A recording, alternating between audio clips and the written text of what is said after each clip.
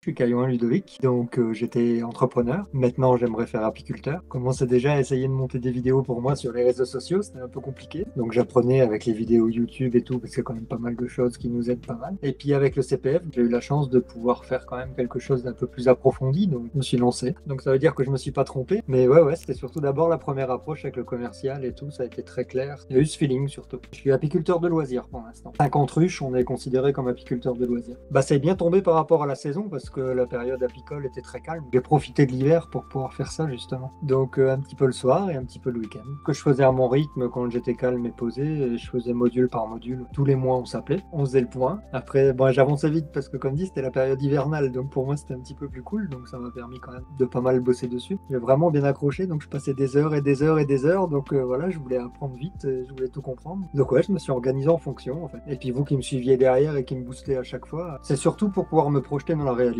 Que c'est quand même très compliqué d'arriver avec une caméra devant les ruches et de savoir à peu près ce qu'on va filmer parce que là on n'a pas le temps de faire un storyboard en avant et de tout préparer. Donc c'est vrai que ça me permet de moins réfléchir et de plus comprendre comment je vais faire le montage derrière. Et sans cette formation-là, c'était plus compliqué. Quand je faisais mes petites vidéos de 30 secondes sur Facebook, des fois il me fallait 1 heure pour bien positionner la caméra et je faisais une ruche au lieu de 20 dans la journée parce que ça allait pas avec les prises de vue et tout, alors que maintenant c'est beaucoup plus simple. En fait, je suis des apiculteurs depuis longtemps, dont un qui est vraiment excellent, c'est une saison aux abeilles, mais lui il est très dans la technique, il est vraiment dédié aux apiculteurs. Ce que je voulais faire, c'était plus tout montrer ce que ça représentait comme travail pour que les gens comprennent et fassent l'effort derrière d'acheter du miel français. Puis il y a 500 abonnés maintenant, ouais, les 2 chaînes cumulées, là, et ça monte, ça monte, ça monte. Je fais une moyenne de 2000 vues à peu près par épisode. Ouais. C'est aussi du travail de faire une chaîne YouTube parce que c'est pas juste on allume le téléphone ou la caméra et tu filmes vraiment en live dans l'action. Je laisse quasiment la caméra allumée tout le temps quand je suis sur les ruches. J'ai tout le temps mes oreillettes et puis en fait je filme et après je fais le tri au montage. C'est pour ça que je passe un peu plus de temps au montage, entre 4 et 6 heures. Et quand on est équipé et quand on est devant les ruches, on peut pas tout le temps enlever les gants pour aller éteindre la caméra, la rallumer, etc.